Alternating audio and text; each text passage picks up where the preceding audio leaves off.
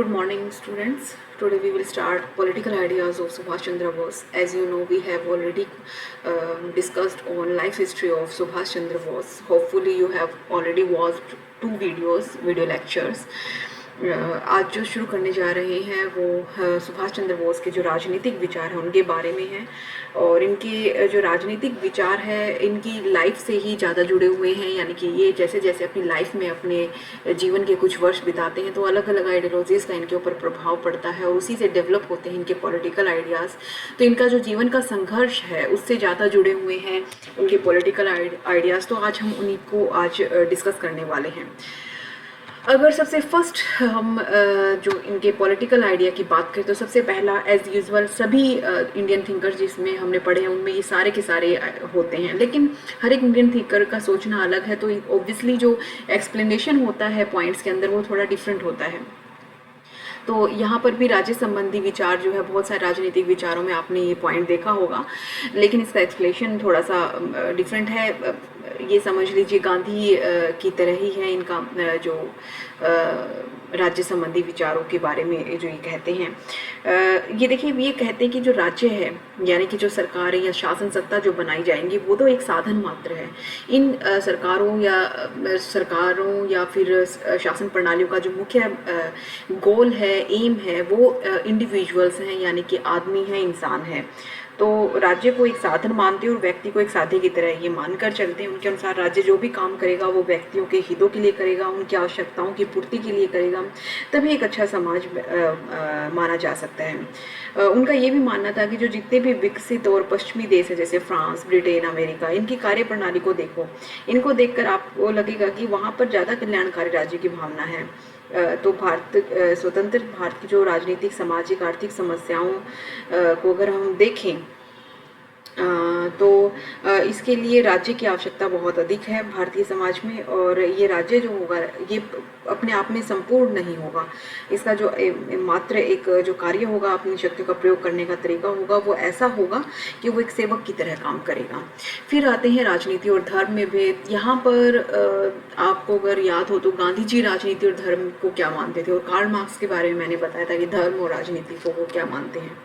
गांधी जी मानते हैं कि राजनीति और धर्म एक साथ होना चाहिए। दोनों में ही अगर दोनों एक साथ होंगे, पॉलिटिक्स एंड रिलीजन, तो आदमी में नैतिकता आती है। नैतिकता कहीं ना कहीं व्यक्ति के मूल्यों के ऊपर जोर देती है, व्यक्ति को भ्रष्ट होने से बचाती है। तो राजनीति को धर्म से जोड़ देना चाहिए, क्योंकि राजनीति में जो लोग होंगे उनके ऊपर धर्म का एक डर बना रहेगा या धर्म का एक भय होगा कुछ भी गलत करने से पहले। वहीं कार्ल मार्क्स जो है ये इसका बिल्कुल डिफरेंट अपोज मानते हैं। वो कहते हैं कि नहीं, धर्म और राजनीति बिल्कुल अलग हो जानी चाहिए। हमने बहुत सारे थिंकर्स पढ़े हैं उससे पहले, उनमें वो भी यही मानते थे जो कार्ल मार्क्स के फॉलोवर थे।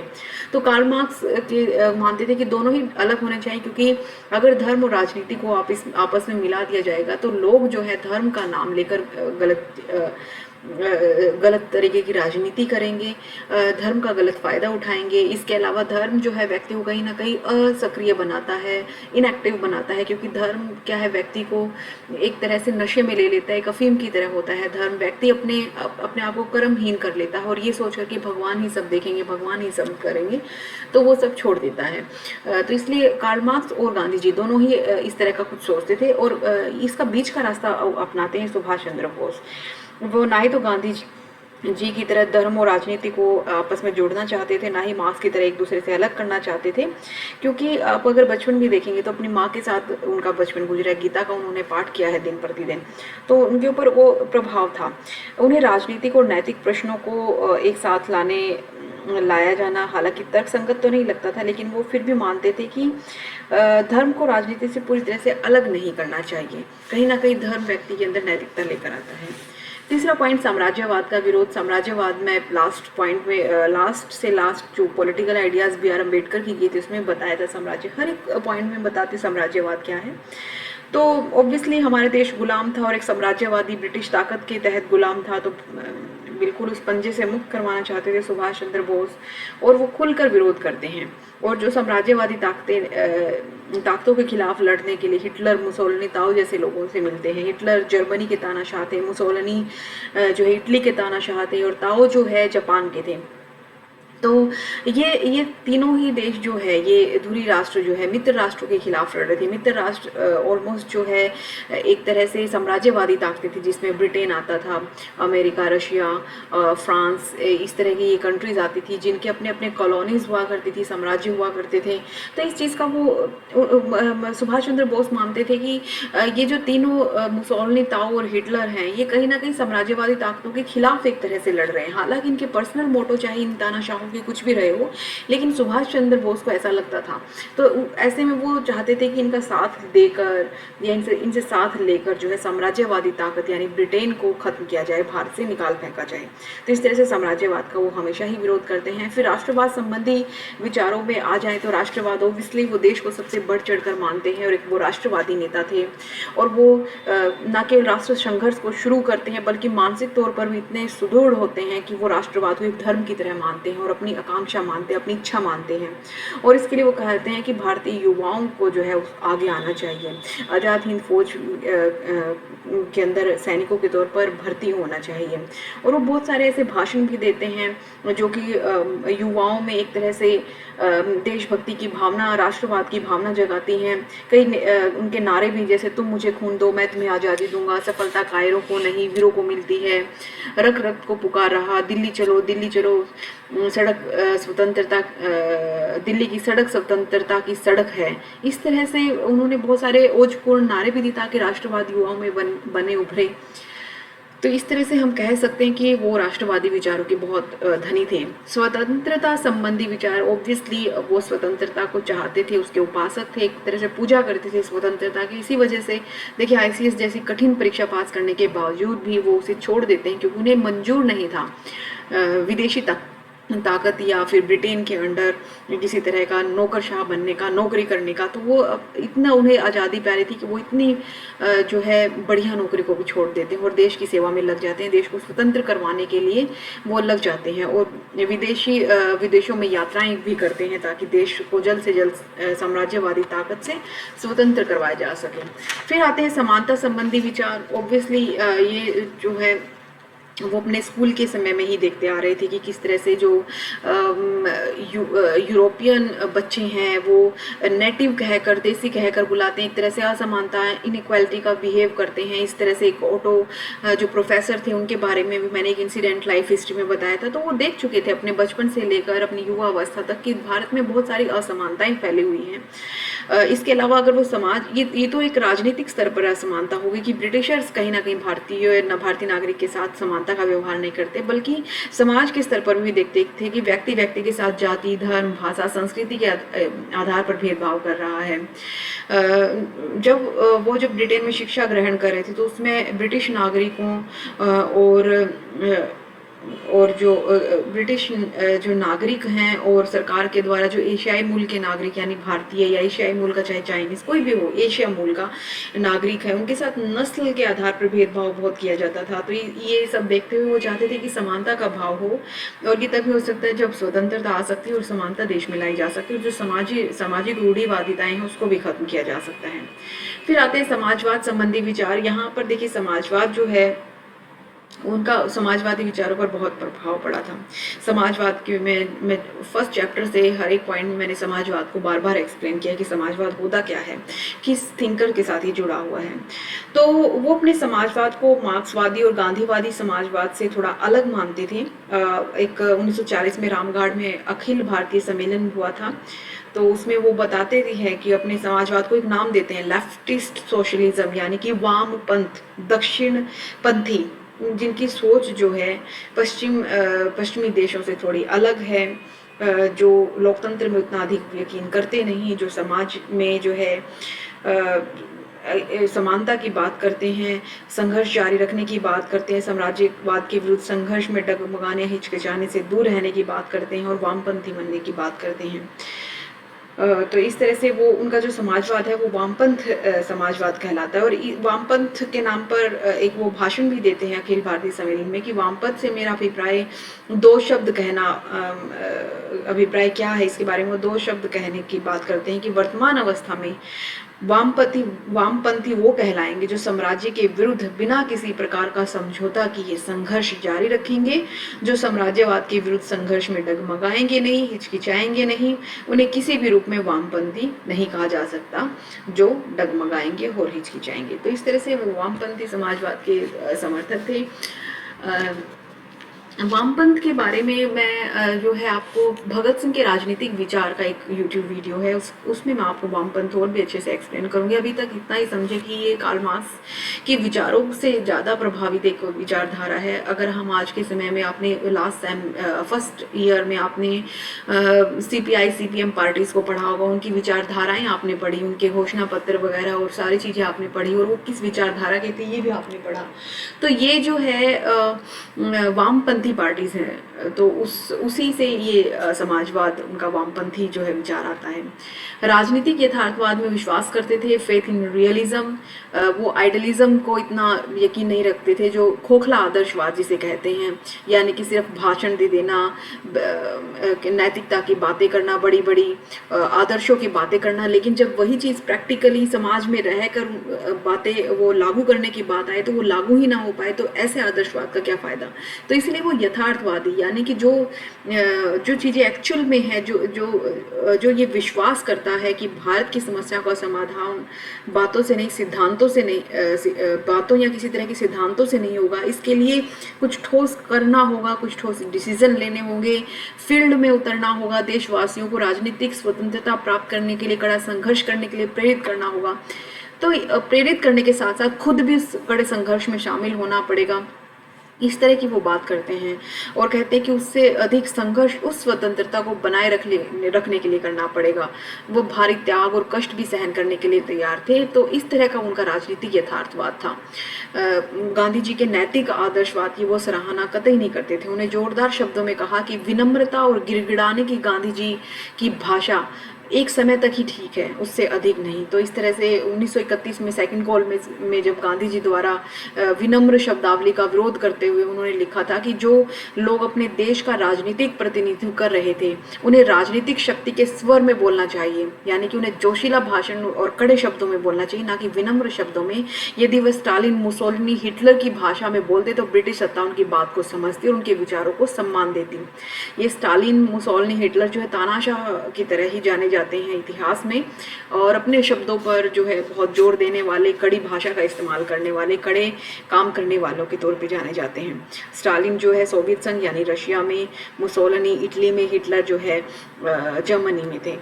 फिर है साम्यवाद का विरोध करना। साम्यवाद, कम्युनिज्म भी मैं कई बार आपको एक्सप्लेन कर चुकी हूँ। समाजवाद की तरह साम्यवाद भी जो है कार्ल मार्क्स के विचारों से निकला है। तो सुभाष मार्क्स से बहुत अधिक प्रभावित थे, परंतु वो साम्यवाद की विचारधारा को मानते भी थे, लेकिन वो इस बात में बिलीव नहीं करते थे कि जो साम्यवादी जो शासन प्रणाली है वो भारत में लागू हो सकती है। वो भारत की परिस्थितियों के अनुसार साम्यवाद को सही नहीं मानते थे और उसमें परिवर्तन करना चाहते थे।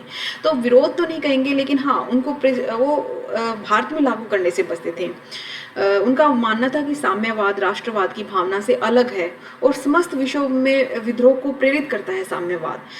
इसी आधार पर वह साम्यवाद का विरोध करते थे कि क्योंकि ये क्या करती है कि एक देश में ही इक्वालिटी की बात नहीं, पूरे विश्व में फिर रिवोल्ट की बात करती है, क्रांति लाने की बात करती है। और कहीं ना कहीं क्रांति लाने के लिए हिंसात्मक साधनों का इस्तेमाल होना, तो वो हिंसा का विरोध करते हैं। नेताजी भारत से गरीबी, निरक्षरता, वर्ग भेद को समाप्त करना चाहते थे, परंतु साम्यवादियों द्वारा प्रस्तुत आर्थिक कार्यक्रम में उनका बिल्कुल भी विश्वास नहीं था। आर्थिक कार्यक्रम क्या है, इसके लिए पूरे 2 वीडियोज निकल जाएंगे, लेकिन इक्वालिटी से ही रिलेटेड है, वर्ग विभेद की बात जो मार्क करते हैं। तो अभी के लिए बस इतना ही समझे कि वो साम्यवाद का विरोध करते थे, क्योंकि कहीं ना कहीं इसमें थोड़ा सा हिंसा का पुट था, हिंसा के वो विरोधी थे। फांसीवाद का समर्थन, ये 16 नंबर का अलग से मैं आपको क्वेश्चन करवाऊंगी। ये सपोर्ट करते हैं फासिज्म को। फांसीवाद होता क्या है वो 16 नंबर के क्वेश्चन में बताया जाएगा, और क्यों करते हैं सपोर्ट ये भी उसी में बताया जाएगा। तो अभी के लिए मैं इसको इतना एक्सप्लेन नहीं करने वाली हूँ। नेक्स्ट वीडियो फांसीवाद पर ही है, 16 नंबर का क्वेश्चन, जिसमें ये क्वेश्चन हम रेज करेंगे कि सुभाष चंद्र बोस जो है फांसीवादी थे, फासिज्म में बिलीव करते थे या नहीं, वो उस पर हम वो करेंगे। धर्म संबंधी विचार, धर्म संबंधी विचार मैं ऑलरेडी बता चुकी हूँ कि ना तो मार्क्स की तरह धर्म को बिल्कुल डिनाई करते हैं, ना गांधी की तरह धर्म से बहुत चिपके रहते हैं। वो बीच का मार्ग अपनाते हैं। हालांकि धर्म में वो पूर्ण आस्था रखते हैं। उनकी माता उन्हें दिन प्रतिदिन गीता का पाठ सुनाती है, उन्हें कर्म के सिद्धांत पर चलने के लिए कहती है। तो कहीं ना कहीं धर्म का उनके जीवन पर बहुत अधिक प्रभाव पड़ा, और कर्म करने से ही आप देख सकते हो आज़ाद हिंद फौज का निर्माण करना, विभिन्न देशों की यात्राएं करना ताकि देश की आज़ादी में योगदान दिया जा सके, सहायता ली जा सके विदेशों से। तो ये सारा उनका जो इतिहास रहा है। फिर है इतिहास की व्याख्या। इसमें ये बहुत ही इम्पोर्टेंट है, इतिहास की व्याख्या वो कैसे करते हैं। हालांकि wheel of history, Ram Manohar Lohia और बहुत सारे अदर थिंकर्स हमने इतिहास की व्याख्या करते हुए देखे हैं, लेकिन इनका थोड़ा द इंडियन स्ट्रगल जो इनकी बुक है उसमें इन्होंने बताया है। और 7 पॉइंट ये देते हैं किस तरह से इतिहास का अध्ययन करते हैं। सबसे पहला ये कहते हैं कि पहला पॉइंट जो है कि भारत जो है गुलाम क्यों है। भारत गुलाम इसलिए है क्योंकि भारत जो है शारीरिक और मानसिक दोनों तरह से ही आलस्य में आ चुका है।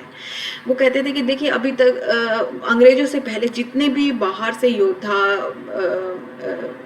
आए, भारत पर रूल किया उन्होंने, चाहे मुगल हो चाहे कोई भी हो, लेकिन कभी भी भारतीयों को गुलामी महसूस नहीं हुई। लेकिन जब से ब्रिटिश शासक आए हैं तो भारत गुलाम लगने लगा है, क्योंकि लोगों ब्रिटिश शासन ने भारत में राष्ट्रीय एकता और अखंडता को स्थापित करना जो था वो भुला दिया है, एक साथ रहना उन्हें भुला दिया। तो वो सबसे पहले पॉइंट में यही कहते हैं कि भारत में लगातार उतार चढ़ाव आए हैं, लेकिन भारत आज गुलाम है। वो इसलिए क्योंकि वो शारीरिक तौर पर ही नहीं, बौद्धिक तौर पर भी, मानसिक तौर पर भी आलसी हो गए, सोचना ही नहीं चाहते, करना ही नहीं चाह रहे, कर्महीन बन गए हैं। दूसरा पॉइंट वो कहते हैं कि भारत के युवाओं के कारण ही समाज में हमेशा बदलाव आए हैं। तो इसीलिए बुद्धिजीवी वर्ग या सैन्य वर्ग को हमेशा तत्पर रहना चाहिए कि अधिक से अधिक युवाओं को अपने बदलाव में वो शामिल कर सकें। फिर तीसरा पॉइंट वो कहते हैं कि भारत में सदियों से विदेशी ताकतों का शासन रहा है, और इन विदेशी शासकों को, सत्ताओं को भारतीयों ने अपने अंदर ग्रहण कर लिया, उसकी संस्कृति को, उनके साथ रहने को, उनकी बातों को भारतीयों ने मान लिया। परंतु ब्रिटिश शासन जब से आया है भारतीय इतने सहज नहीं हो पाए हैं। कुछ तो अलग है ब्रिटिश शासन में, वो जो है भारतीयों को वास्तविक स्वतंत्रता नहीं देना चाह रहे। पहले जो विदेशी शक्तियां थी उन्होंने भारतीयों को वास्तविक स्वतंत्रता दी थी, उनके खेत खलियान, संस्कृति, भाषा, बोलचाल, इन पर वो इतना कड़ा पहरा या फिर एक करते भी थे तो वो प्रत्यक्ष तौर पर होता था, कुछ पर्टिकुलर जगहों पर होता था। लेकिन ब्रिटिश शासक अलग ही तरह की चाल और सूझबूझ नहीं कहेंगे, चालाकी से भारतीयों को असहज कर रहे हैं, उनके हर एक, चाहे वो धर्म, जाति, संस्कृति, हर एक चीज को लेकर, और एक फूट डालो राज करो की नीति लेकर वो चल रहे हैं। तीसरा पॉइंट में वो कहते हैं कि भारत जो है कि भारत क्यों ज़्यादा गुलाम हो गया, क्योंकि उन्हें ये लग रहा था कि जिस तरह से मुगल आए हैं या जिस तरह से अन्य जो जातियां आई हैं भारत पर शासन किया है, उन्होंने अन्य शासक आए हैं, उन्होंने भारतीयों को स्वतंत्रता दी। लेकिन जो ब्रिटिश शासक है उनका चरित्र ही ऐसा नहीं है। भारतीयों की भी इसमें गलती है, क्योंकि भारतीयों को लगा कि ब्रिटिश शासक भी उन्हें जो अन्य पहले जो शासक आए उनकी तरह ही स्वतंत्रता देंगे। भारत ने, हमारे पूर्वजों ने ब्रिटिश शासकों के चरित्र को समझने में ये भूल कर दी, और जो है इस भूल को सुधारने का एक उन्होंने जरिया भी 1857 की क्रांति द्वारा किया, लेकिन वो सफल नहीं हो पाया, क्योंकि आलसी, शारीरिक और मानसिक तौर पर लोग हो जाने की वजह से ये सब हुआ है। तो ये भूल जो थी, चौथे पॉइंट में कह रहे हैं कि ब्रिटिश शासक इसलिए इतना लंबा रूल इतने कड़े तरीके से करके गए क्योंकि हमने कहीं ना कहीं उन्हें कम आंक लिया। हमने सोचा कि अन्य जो ब्रिटिश वो है योद्धा हैं, सॉरी मुगल योद्धा या अन्य जो शासक सत्ताएं आई हैं पहले, वैसे ही ये भी हमारे साथ नॉर्मली बिहेव करेंगे, बट ऐसा हुआ नहीं। फिर पांचवें पॉइंट में कहते हैं कि ब्रिटिश शासकों ने सबसे पहले देशी शासकों यानी कि जो देसी राजा थे उनको, फिर जमींदारों को अपने अंडर ले लिया, अपने जो है अपने वश में कर लिया। बाद में फिर मुसलमानों के नाम पर भारत को तोड़ा, फिर दलितों के नाम पर भारत को तोड़ा, और लगातार वो यहाँ पर फलते फूलते आ रहे हैं इसी वजह, इसी ये जो उनकी कड़ी है उसकी वजह से। और आगे भी, अभी तो दलितों तक की बात आई, आगे जाकर भी भारत के जो है धर्म के नाम पर हिस्से हुए। तो कहीं ना कहीं जो उन्होंने सोचा था, कहा था, वो सही भी हुआ। फिर वो धर्म, जाति, शासक, जमींदार से अलग एक छठा पॉइंट कहते हैं कि भारत में एक जाति प्रथा है जिसका लाभ ब्रिटिश शासकों ने खूब उठाया, और ब्रिटिश शासकों ने सोच लिया कि जाति के जिस तरह से धर्म के आधार पर अलग कर सकते हैं, वैसे ही जाति के आधार पर भी युवाओं को भटका दें, तो दलित समाज का जो भारतीय स्वतंत्रता में प्रतिनिधित्व हो सकता है उसको अलग दिशा दी जा सकती है। तो इस तरह से उन्होंने जो है छठा पॉइंट भी डिस्कस किया कि जाति प्रथा भी है भारतीय इतिहास में जिसका ब्रिटिश शासक ने अपने हक में इस्तेमाल कर लिया।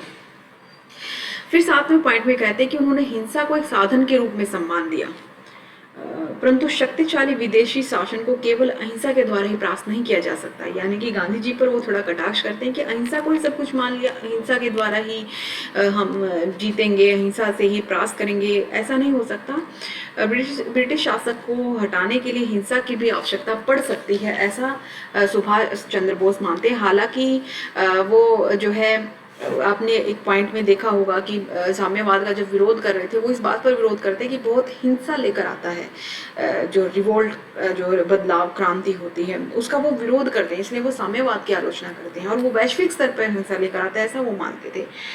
लेकिन वो गांधी की तरह अहिंसा में बिल्कुल विश्वास नहीं करते थे। 13वां पॉइंट इसी के बारे में कि अहिंसा के वो बिल्कुल भी बिलीवर नहीं थे। एक तो गांधी जी से उनका थोड़ा सा मन मुटाव रहा था।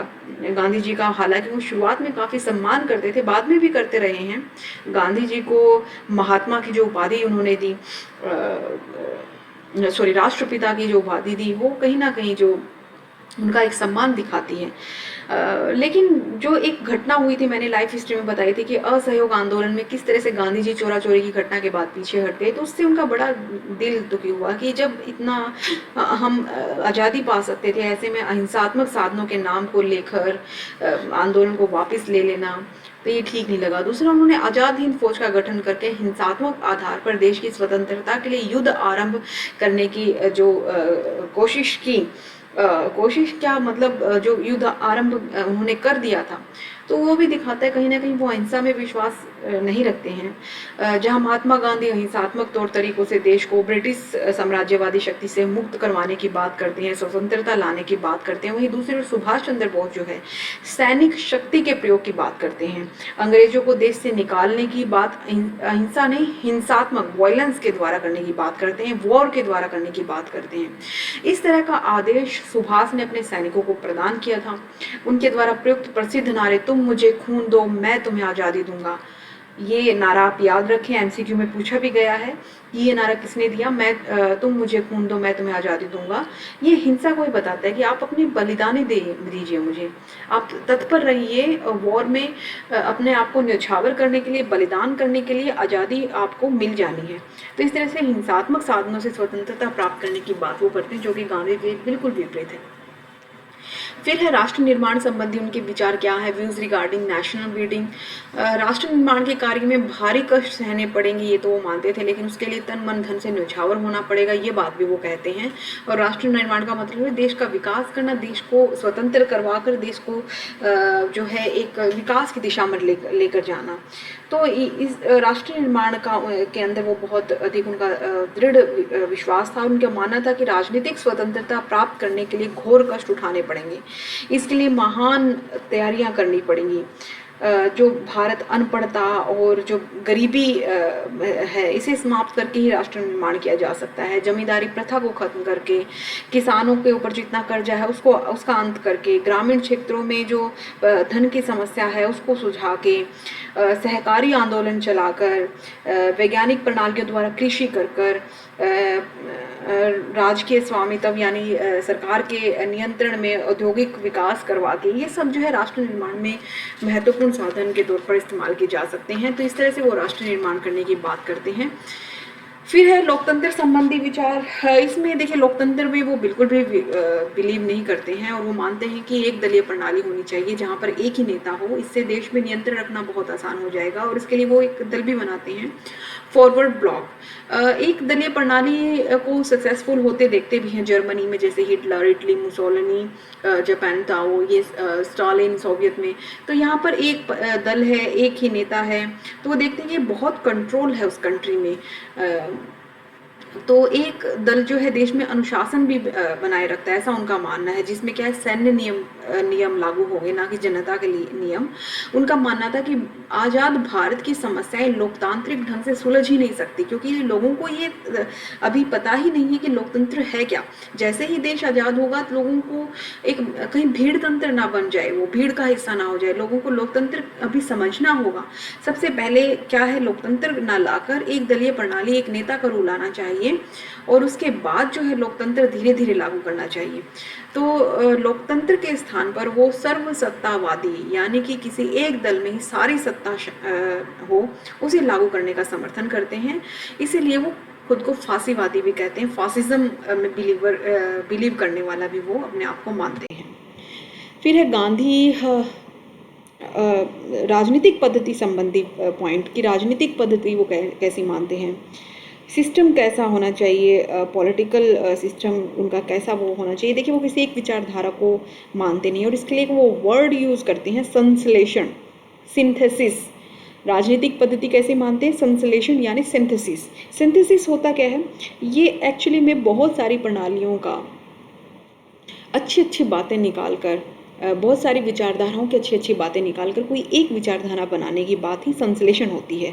तो जैसे फांसीवादी विचारधारा है, लोकतांत्रिक विचारधारा है, साम्यवादी विचारधारा है, इनमें बहुत सारी ऐसी अच्छी बातें हैं, बहुत बुरी बातें भी हैं। तो वो कहते हैं कुछ अच्छी बातें आप निकाल लो और इन सब अच्छी बातों को मिलाकर एक सिस्टम बना दो, एक पॉलिटिकल सिस्टम या एक राजनीतिक पद्धति बना दो, और उसी को ग्रहण करने की बात वो कहते हैं।